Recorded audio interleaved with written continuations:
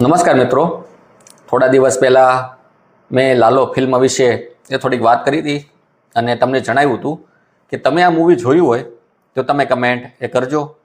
પણ મારા ખ્યાલ પ્રમાણે કોઈની કમેન્ટ આવી નથી, એટલે કદાચ લાલો મૂવી નહીં જોયું હોય. પણ હું ફેસબુકમાં એક મારા મિત્ર છે, એણે જે લાલો ફિલ્મ વિશે જે લખ્યું હતું એ હું જોતો હતો, પણ એની જે નીચે જે કમેન્ટ હતી ને એ જોઈને ઘણું મને આશ્ચર્ય થયું. તો મને થયું એ તમારી સાથે શેર કરું. કદાચ તમે જોયું હોય તો તમારા અનુભવ પણ શેર કરજો. એમાં ઘણા વ્યક્તિએ સારી કમેન્ટ કરી હતી, ઘણાએ પોતાની રીતે કમેન્ટ કરી હતી.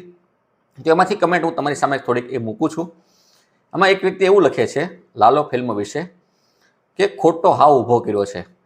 સૈયારાની જેમ આને પણ મારી મચડીને વધારે પડતી સારી બનાવવાનો એ પ્રયત્ન સોશિયલ મીડિયામાં થઈ રહ્યો છે.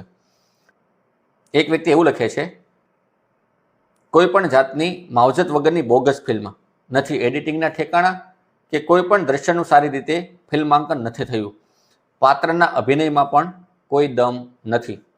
તો એક વ્યક્તિ એવું લખે છે કે મારા માઇન્ડનું કંઈક લેવલ નીચું હશે, એટલે મને તો સાવ બોરિંગ મૂવી લાગી. આખી મૂવીમાં હવે શું થશે એવો થડકારો તો લાગ્યો જ નથી. ખાલી દ્વારકાધીશના નામે મૂવી ચાલી ગયું એવું લાગે છે ને પાછા અમુક તો રડતા રડતા બહાર નીકળે. એવું તે શું જોઈ લીધું કે દિલમાં લાગે આવું કે રડવું આવે. મને તો એમ થયું હોઈશ હું તો કેવો જાડી ચામડીનો હોઈશ. આ લોકોના વિચારો આવા છે લાલો ફિલ્મ વિશે.